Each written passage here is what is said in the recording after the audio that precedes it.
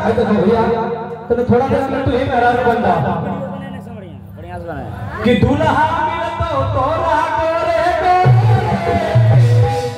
कैसन दूल्हा कि दूल्हा मिलता हो तोरा गोरे धीरे कर अपना सुन में बोलो ना त 84 बजे से मांगा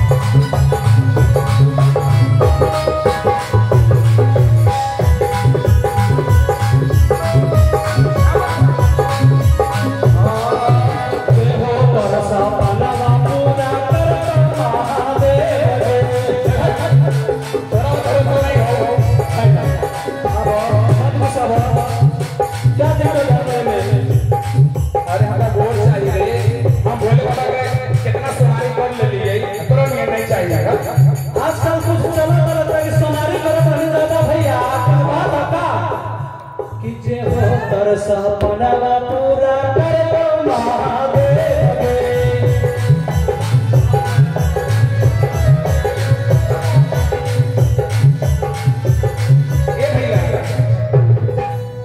क्या बात है तो अच्छा लग रहा था कलाकारों के लिए था ताली बजा रहे जोरदार ताली भाई हर 84 बजे से मांगा ही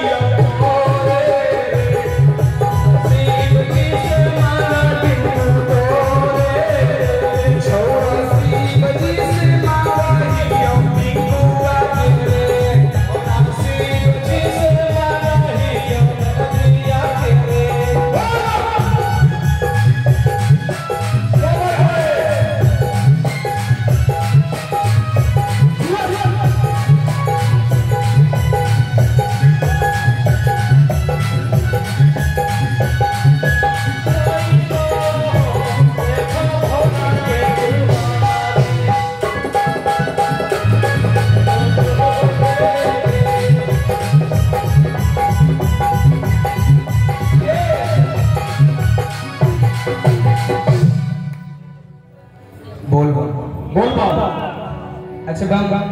काचा बेटा में आप लोग गाना सुने काचा बादाम कच्चा बादाम सुने